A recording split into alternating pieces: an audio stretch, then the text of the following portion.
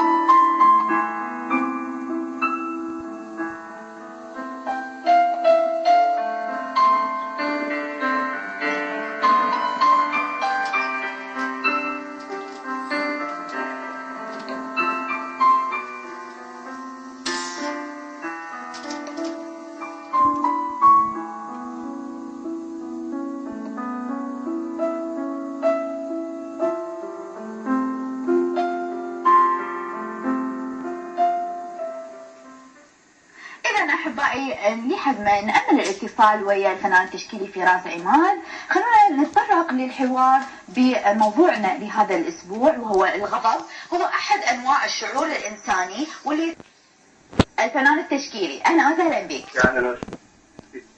يا اهلا وسهلا بك. اهلا معك، شلونكم؟ اهلا وسهلا بك. بالبدايه انا حابه احييك على الرسم الاكثر من رائع، وحابه احيي روحك وشاكره لطفك لتواجدك ويانا ضمن برنامج تواصل. بارك الله بكم، بارك الله بكم، شكرا رحمة الله عليكم.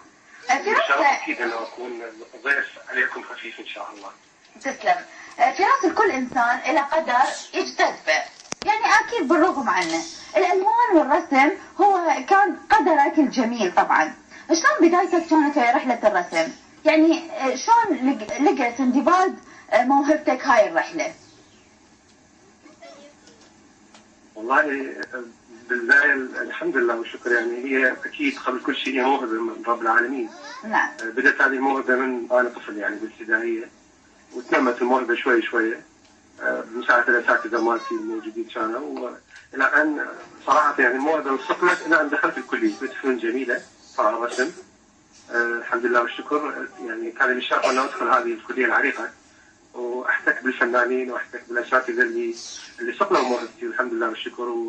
وصراحه اول ما دخلت يعني كانوا يلقبوني بالكاميرا، يعني قد ما كان شغلي دقيق ومقارب للكاميرا، واكثر الاساتذه نصحوني انه اترك هذا الموضوع انه متعب او شيء، بس انا استمريت عليه وظليت اطور بنفسي بهذا المجال، والحمد لله والشكر الى ان وصلت لهذا المستوى. ان شاء الله يكون حققنا فد شيء بسيط يعني الفن وخدمه الفن باذن الله تعالى. فراس، يعني احنا دائما نشوف انه الطفل لما يكون بالمدرسه يتاثر باساتذته، يعني اذا مثلا حاب استاذ الرياضيات يصير مبدع بمجال الرياضيات، يعني اذا حب استاذ الدرس الفنيه او الاعمال اليدويه يعني راح يكون مبدع بهذا المجال. نقدر نقول ايش قد لها تاثير طفوله فراس على موهبته بهذا المجال؟ تأثير كبير أساتذتي خصوصا بالابتدائية والمتوسطة. نعم. أساتذتي الفنية يعني لعبوا دور كبير جدا بحياتي. نعم. بالمتوسطة بالذات يعني الأستاذ الفني أتذكر أني سوى لنا معرض، كان ياخذ لوحاتي هو بنفسه وشاركنا في أكثر من معرض ودعمني جدا. وبالإعدادية نفس الحالة، يعني أساتذة الفنيين والرسم لهم دور مهم جدا جدا بخلق الإبداع وتنمية الموهبة وصقلها. بالاضافه الى اساتذتي بالكليه الكليه طبعا يعني جدا ساعدونا جدا كانوا يدعمونا الحمد لله والشكر. يعني الاستاذ له دور كبير جدا جدا يعني وان شاء الله ان شاء الله نكون احنا من هذا يعني نكمل هذه المسيره ونكون هم ان شاء الله نقدم اللي عندنا للموهوبين وللجدد ولكل الموجودين ان شاء الله. نعم طبعا احنا ايضا نتمنى لك كل التوفيق يا استاذ فراس. شنو المدرسه الفنيه اللي تنتمي الها حضرتك؟ التشخيص، الانطباعيه، التجريد، غيرها كثير من المدارس. شنو المدرسه اللي حضرتك تنتمي لها؟ والله يا عزيزتي يعني صراحه يعني ما احب هاي كلمه المدرسه يعني انتمي للمدرسه او شيء. انا احب اجرب كل شيء.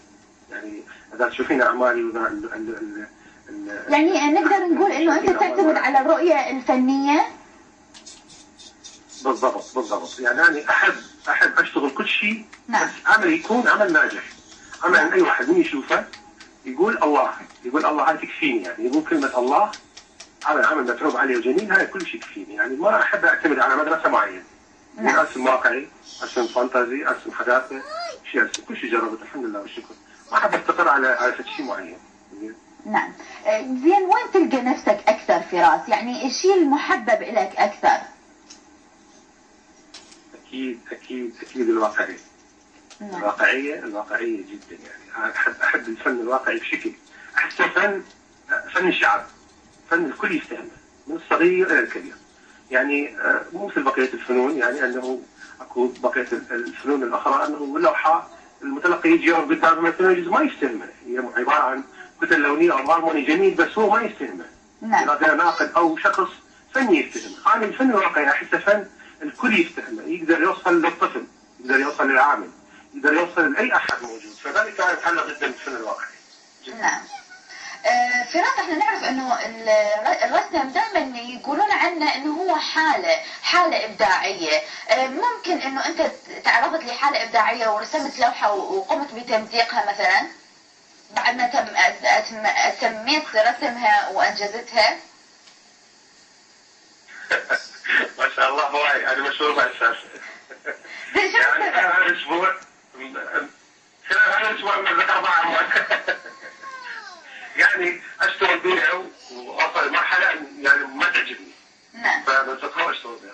يعني انا متعود يعني من زمان اللوحه اللي ما تعجبني يعني ما انزلها ولا اوقع عليها ولا انزلها باسمي. يعني مجرد مثلا اكو لوحه عندي هذه النازحه الموجوده في الشاشه. نعم. هذه رسمها ديجيتال.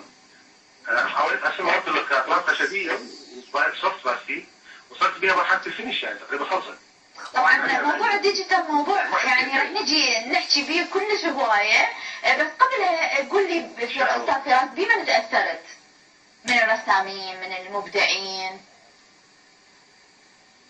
والله العظيم هوايه يعني هوايه بس يعني جلست في الكليه من دخلت اكيد يعني اي واحد يدخل كليه فنون جميله لازم يتاثر بالعلاق فارس حسن. يعني في مدرسته دائما كنا نزور المعارض الموجوده المتاحف عندنا بغداد.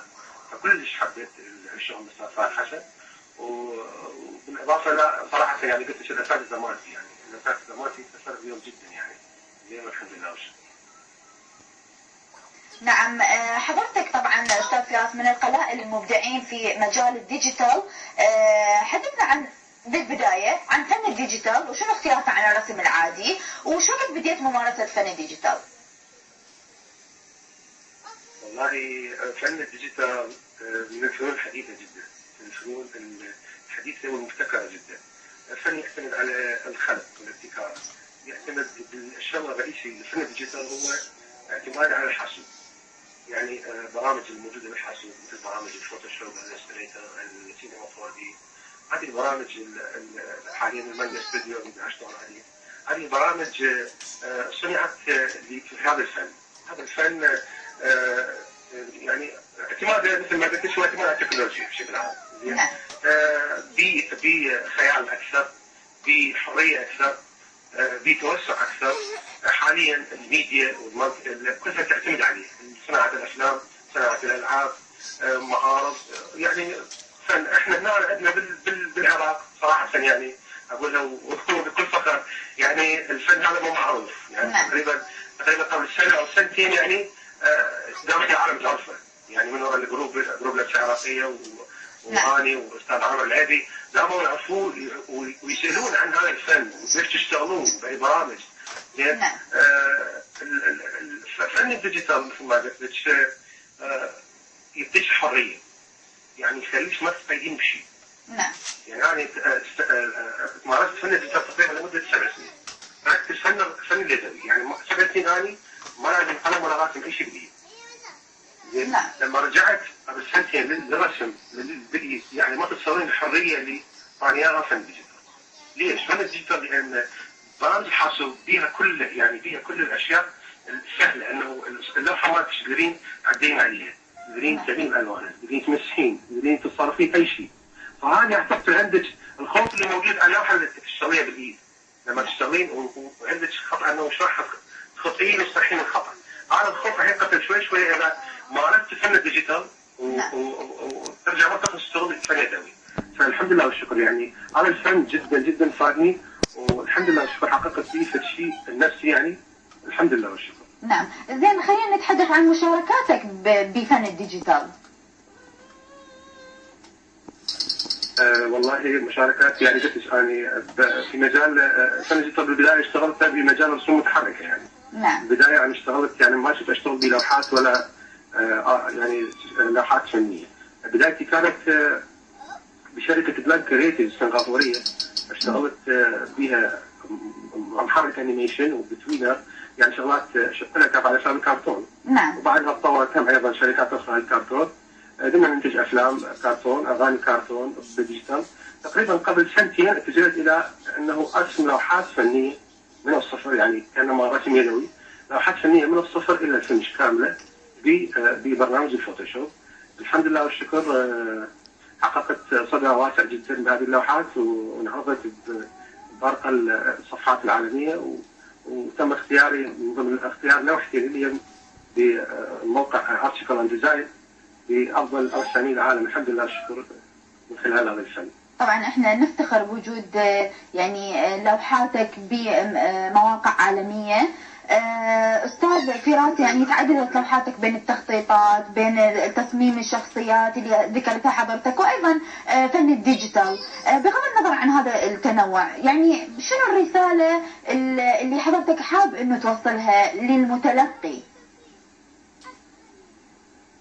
والله يا ملاذ انا قلت لك من البدايه يعني صراحه اني احب من انزل عمل المتلقي يشوفه يسعد يقول الله هذه رسالتي بالحياه. نعم. احب يعني انه الفن مالتي يوصل رساله بسيطه انه الله جميل ويحب الجمال، الله اللي اعطاني هذه الموهبه سخرتها فقط انه اسوي عمل يرضي الجمهور فقط. يعني اي واحد من يشوف اللوحه ما يقعد مثلا يدوخ او يفكر او يحط طلاسم او هكذا، يشوف عمل جميل متروع عليه يقول الله ممكن هذا العمل. ممكن قبل فتره رسمت عمل لنازحه طفله نازحه، كانت في رساله انه دعم النازحين او هيك شيء. صراحه العمل لاقى نجاح رهيب يعني ما شاء الله، وهذه كانت رسالتي انه ادعم النازحين بتقديم عمل لهم، عمل واقعي صرف لهم، وهذا يعني جزء بسيط يعني تقدمه لهم. فهذه رسالتي، هذه رسالتي بالفن بالذات يعني انه تقديم الجمال، صياغه الجمال وتقديمه المتلقي. طب واذا استاذ فراس حبيت انه اقول لك انه منو تخاطب؟ يعني خلينا نقول الفئه العمريه او اللي يفهم بالرسم او اي انسان ممكن.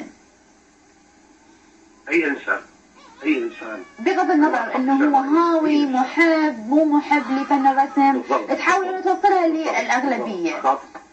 طبعا هذا يعني احسه شيء اصعب من انه تخاطب جهه معينه. الحمد لله. هو ليش قلت انا اعشق الفن الواقعي؟ الانسان الواقعي فن الشعر. نعم. فن يحاكي كل الطبقات، فلذلك انا هدفي انه الفن يوصل الى كل الطبقات باذن الله تعالى. طيب استاذ فراس، الدقه بالرسم، يعني اي احد يشوف رسومات حضرتك، طبعا انت ملقب بالفوتوغراف، واي احد يشوف هذه الرسومات اللي الوهله الاولى يعتبرها صوره فوتوغرافيه. يعني أنا مثلا كنت قاعدة أشوف الصور، الأكثر من الصور اللي المعروضة حاليا والموجودة على مواقع التواصل الاجتماعي، لما تشوفها يعني أول مرة أحد يعني ما عنده خبرة بمجال الرسم يعتبرها صورة فوتوغرافية لوجود هذه الدقة بالرسم. حدثنا يعني عن هذه الدقة بالرسم، وما شاء الله عليك شلون تثبتها؟ هاي الدقة سببت لي مشاكل هواية يعني خصوصا على مواقع التواصل الاجتماعي، يعني دائما اتهم بالتشكيك والسوالف هواية يعني، فلذلك قمت اي عمل اسويه لازم اسوي له سبيد ارت، خصوصا بالديجيتال، يعني اسجل له فيديو سبيد ارت كامل 7 ساعات واسرعه وانزل عليه العمل حتى العالم تصدق، يعني دائما يتهمون بانه هذه صوره وتلاعب عليها، وكذلك الشغل يدوي نفس الحاله، قمت انا انزل معهم خطوات، يعني اصور له خطوات وانزل حتى العالم تصدق يعني. هذه صراحه يعني انا اشوفها اللي هي يعني موهبه من رب العالمين الحمد لله والشكر، يعني انا من دخلت الكليه ودخلت هذا المجال احب جدا الاهتمام بادق التفاصيل. نعم. احس خصوصا يعني برسم كبار السن، احس كل تجعيده ما تكون موجوده بوجههم هذه نعم. تاريخ، لذلك اعطي كل تفصيله بوجههم اعطيها يعني حقها. نعم. وشلون تحاول انه تفهم الموهوبين؟ يعني انا اعرف انه حضرتك انه تحب تشارك موهبة الرسم مع اكبر عدد من الموهوبين والطلاب. قبلها خلينا نشوف شنو الطريقة اللي تحاول مشاركة هؤلاء الموهوبين ودعمهم لحتى يوصلون خلينا نقول لخطوات متقدمة في مجال الرسم. والله يعني حبايبي الموهوبين، يعني حبايبي زين، احنا بدينا وياهم تقريبا قبل سنه وشويه، يعني بموقع على الفيسبوك هو لمسه عراقيه. اسسنا هذا الموقع الحمد لله والشكر، كان تفاعل به شيء جدا لطيف بالبدايه، ما كنا متوقعين انه لمسه عراقيه راح يوصل لهذا المستوى اللي وصل له هسه بدعم الموهوبين. يعني كانت رسالتنا بالبدايه بلمسه عراقيه انه ندعم نوصل فن الرسم، اي واحد عنده موهبه فن الرسم مدفونه او ما يقدر يطلعها او ما يقدر يدرس او ما يقدر يدخل اكاديميه او ننمي به هذه الموهبه ونطلعها ونخليه يرسم ونخليه يشارك، نعطيه ملاحظات، نعطيه مسابقات، نسوي له يعني احنا نسميها ورطات بالجروب. زين شوي شوي الموضوع تطور، صار انتقل من ارض الواقع الى من ارض الافتراضي الى ارض الواقع، يعني كنا نسوي تجمعات بالمتنبي، كنا نعطي محاضرات انا واستاذ حبيبي وصديقي الاستاذ عامر العيبي، كنا نسوي تجمعات، شوي شوي تجمعات صارت الى مشاركات بمهرجانات الحمد لله والشكر، وقمنا ناخذهم ونطلع مهرجانات رسم وشاركنا بعده مهرجانات. يعني هم رسالتنا، هم الموهوبين رسالتنا، هدفنا بالحياه حاليا هسه هم عباره انه ما نخلي احد موهوب عنده موهبه الرسم ما يرسم، اريد الكل ترسم ان شاء الله. ومشاعر اجمل واحلى وارقى. طبعا استاذ فراس عرفنا انه موهبه حضرتك فطريه وصقلت ايضا بالدراسه، شنو الاصداء والاراء خاصه انه شلون تاثر عليك، شلون تكون رده فعلك، وشنو اكثر الاصداء والاراء اللي اثرت باستاذ فراس من خلال نشر صور حضرتك بمجال الديجيتال والرسومات الاخرى في مواقع عالميه حازت على الاف اللايكات والكومنتات، ويعني شلون كانت ردة فعلك انت حضرتك، وشنو الاشياء اللي ما تنساها من ردود الافعال؟ والله اكيد ما انسى اول عمل شير لي على موقع دراونج بنسل، هذا الموقع طبعا موقع لنشر الاعمال الفنيه تقريبا 6 ملايين مشاهد، يعني هذا كان شعور لا يوصف، يعني كان اول عمل لي نشر وحقق اصداء عاليه جدا، بعدها ايضا شاركوا لي عمل اخر، ويعني صراحه ما اعرف صار بيه وقتها، لان يعني الحلو بالموضوع انه يعني الناس لا يعرفوني، لا يعرفون انا من اي بلد، لا يعرفون لغتي شنو، ولكن مجرد انه وصلت الرساله انه اللوحه مالتي حلوه، ما تتصورين كميه المشاركات اللي صارت، طيب الناس لا يعرفوني، لا يعرفون انا منو مثلا. مشاركات تقريبا اول عمل لي تقريبا 700 الى 800 مشاركه صارت بوقتها، بالاضافه الى اللايكات طبعا، فشعور لا يوصف الحمد لله الحمد لله. يعني بصراحه ما شاء الله عليك استاذ فراس، شلون او وين تشوف الفن التشكيلي وصل ببلدنا الحبيب العراق؟ بخير ان شاء الله، يعني اشوفه بخير باذن الله تعالى. يعني ما شاء الله ما شاء الله، يعني خير بخير ان شاء الله. يعني بالناس اللي بنشوفهم، الناس اللي موجودين، يعني صراحه قلت لك يعني احنا من سوينا اللمسه العراقيه انصدمنا بكميه المواهب الموجوده بالعراق صراحه. يعني انت اكيد موجوده يعني بالجروب وشفتي يعني ما شاء الله، يعني صراحه انا يعني حابه خرافيه، يعني نعم خرافي يعني بصراحه. يعني انا مو رسامه، بس الفن يجذب لمسه عراقيه، يعني من المواقع اللي اعشق تصفحها تقريبا يوميا. وحابه انه اوجه تحياتي من اصغر موهوب للعمالقه اللي ما شاء الله الافكار اللي عندهم. وبعدين تحس اكو فد روح منافسه حلوه بين الموجودين والمشتركين، ويعني تحس اكو ابداع، اكو ناس مبدعه، وهذا الشيء يخليك يعني ترسم ابتسامه حلوه على لما تقول اكو هيك ناس عراقيين وهيك شباب وهيك بنات عندهم هذا الابداع ببلدك الحبيب. يعني فشيء كلش مفخره. تحياتنا طبعا لهم. فن بخير. اكيد ان شاء الله. احنا نتمنى انه يكون بلدنا الحبيب مثل ما يعني عهدنا انه يكون بخير، الفن بخير، مجالات الثقافه والفنون تكون دائما بخير، لانه هي اللي راح نورثها للاجيال. طب استاذ فراس، شلون حاولت الاخذ بايد هؤلاء الموهوبين يعني تتوقع من خلال التجمعات والندوات والدورات اللي قمتوا بها حضراتكم حققتوا هذا الشيء؟ الحمد لله الحمد لله، مثل ما قلت لك يعني النجاح ما كنا متوقعين الحمد لله والشكر. يعني اخير تجمع لنا كان يوم الجمعه بالقشله.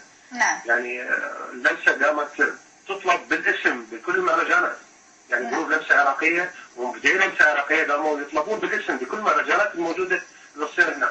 واخر مهرجان كان لنا يوم السبت محققين نجاح فيه، يعني باهر الحمد لله والشكر. يعني هذا بين على انه ايش قد احنا تعبنا بالبدايه عليهم. نعم. ايش قد هسه الحمد لله والشكر نتائج يوم تبين، يعني خلال سنه، هذا خلال سنه النتاج صار هيك باذن الله تعالى. فالحمد لله باذن الله تعالى السنين الجايه اذا الله طال عمر راح نحقق شيء باذن الله تعالى اذا الله. برايك استاذ فراس، ايش قد تتوقع هاي التجمعات وهذه الندوات والدورات اللي تقومون بها حضراتكم ايش قد فادت الموهوبين، خلينا نحكيها من مجالهم هم؟ ايش قد حسيت ان هم استفادوا وايش قد ضاف هذا الشيء لمجال الرسم بالعراق عموما؟ والله انا حسيت من عيونهم، يعني من تشوفين لو تحضرين يعني تجمعات. نعم. تشوفين عيونهم والفرحه الموجوده عندهم. نعم. هذا يعني مجرد الضحكه اللي موجوده عليهم اللي بوجههم هاي كفيله جدا. هاي دلالة على انه ايش قد اثرت بيهم، ايش قد اكو ناس يعني انا اعرفهم طبقوا للجروب اصلا ما يعرفون يرسمون عين، يعني شخص جرد القلم ما يعرفون. نعم. احلف لك بالله هسه مستواهم لو تشوفيه ما تصدقين، يعني ما شاء الله ما شاء الله. خلال سنه يعني احنا انا والاساتذه الموجودين مصدومين من التطور مالتهم الحمد لله والشكر. طبعا هذا يعني هذا اجى تعب، يعني تعب انه احنا وياهم نصائح ونعمهم مثل ما قلت لك تجمعات ونشتغل قدامهم. فالحمد لله والشكر. من تشوفين هذه النتائج يعني يعطيك دافع انه تطين بعد تطين اكثر ان شاء الله. نعم. استاذ فراس، طبعا حديث حضرتك يقودني انه اسال حضرتك سؤال مهم، انه ممكن انه يكون الرسم مو موهبه، يعني خلينا نقول مكتسبه اكثر هي من خلال التعليم والممارسه، ممكن؟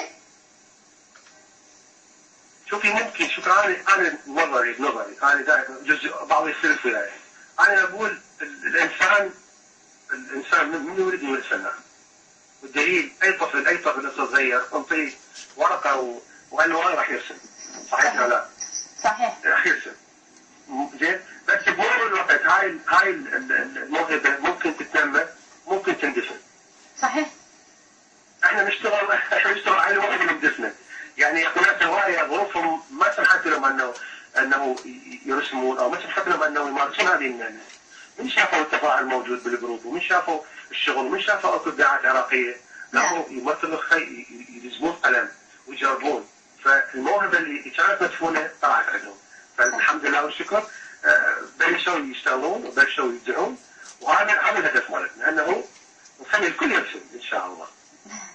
حلو انه نزين العراق بالوان جميله وجذابه. استاذ فراس، اثناء التواصل ويا حضرتك سمعت منك جمله وانا حابه انه تفسرها الي لهاي اللحظه، اثارت فضولي، اللي هي مونديال او اول مونديال للرسم.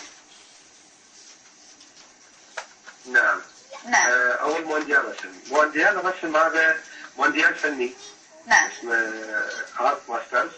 هذا سويناه اني والاستاذ دكتور ولاء المولى. عندنا جروب اسمه الفن النطقي. هذا الجروب يعني احنا سويناه للناس يعني اللي عندها قابليه بالرسم يعني قويه، ناس يعني مو يعني عندهم موهبه قويه يعني فوق 50% ماكو. نعم. فهذول احنا خليناهم هذا الجروب، يعني كانوا ايش بيت، يعني هو تابع لنفس عراقيه.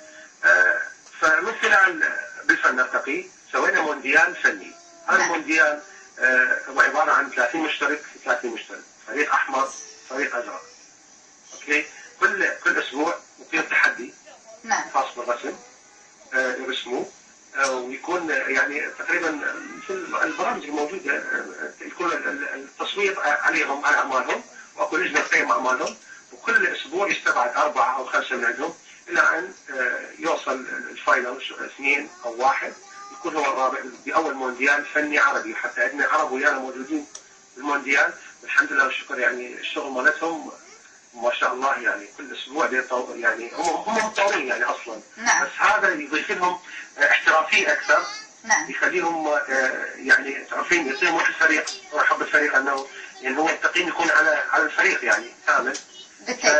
تجربه جديده ان شاء الله. هو قلت لك يعني انا مع الدكتور اللي طالع صوت الشاشه الاستاذ الدكتور ولاء المولى اشتغلنا على هذا الشيء، ونحاول نطوره باذن الله تعالى ان شاء الله، حتى هم نفيد الشباب، وهم يعني الناس الهواة القويين شويه خليهم يحترفون اكثر، يكونون ان شاء الله يعني يرتقون بالفن باذن الله تعالى. نعم، طبعا احنا نتمنى كل التوفيق للفريق الازرق والفريق الاحمر ايضا، وان شاء الله نتابع تصفيات المونديال، مونديال الرسم الاول بالشرق الاوسط اكيد، لانه ما يحط صار مكان ثاني. ان شاء الله. استاذ فراس، ايش قد ضاف لك الرسم على المستوى الانساني؟ والله ضاف لي كثير كثير كثير ضاف لي. الرسم حياتي، الرسم حياتي، يعني ما اعتقد يعني شبلش يعني ابالغ اذا اقول شوف انا الاول اتنفس الرسم، يعني اذا ما ارسم كل ربع ساعه، اذا ما ارسم شيء ما انسى يعني. ضاف لي حب الناس لي، ضاف لي انه وصلني لهذه المرحله اللي وصلت لها هسه الحمد لله والشكر، اللي خلاني اكون سبب بنجاح الكثيرين. وهذا الشيء الوحيد اللي حبيته يعني حاليا هسه، يعني انه انا اكون سبب في حب الناس للرسم، وهذا هاي يعني اعتقد اسمى شيء عندي الحمد لله والشكر. طبعا استاذ الفنان التشكيلي فراس قاسم، احنا سعيدين بتواجد حضرتك ويانا اليوم. حابه تقول كلمه اخيره للموهوبين بمجال الرسم، وايضا لكل الناس المهتمه بهذا المجال بالرسم بالعراق وبالوطن العربي. ان شاء الله. طبعا قبل ما هذه احب اشكركم اولا انتم لاتاحه الفرصه انه اتكلم عن هؤلاء الشباب اللي رفعوا راسنا، والله العظيم زين. والشكر جزيل يعني لكل كانت قناه البابليه والشباب حبايبي، اقول لهم ان شاء الله ان شاء الله احنا وياكم وايد بايد، والعراق باذن الله تعالى. يعني اذا احنا بيدينا بالفن مالتنا، احنا نوصل رسالتنا ونقول انه العراق عراق حب، عراق فن، مو عراق حرب وعراق تقاتل وهكذا. فان شاء الله ان شاء الله بالفن نرتقي باذن الله تعالى. طبعا شاكرين تواجدك ويانا استاذ فراس قاسم، ويعني ان شاء الله نغطي لكم المونديال، مونديال الرسم الاول في الشرق الاوسط، وكل التوفيق للفريقين. شكرا لتواجدك ويانا، وشكرا لرحابة صدرك، ومن توفيق والى توفيق، ومن نجاح الى نجاح. شكرا لك. بارك الله فيك، بارك الله فيك. طبعا احبائي واصدقائي خلونا نروح فاصل بعد ما تعرفنا على الفن التشكيلي في العراق وتعرفنا على يعني من الموهوبين ومن القلائل الموهوبين بفن الديجيتال في العراق. تحياتنا لها طبعا استاذ فراس قاسم. خلونا نروح فاصل صغير ونرجع نكمل فقرات برنامج تواصل في هذا الاسبوع.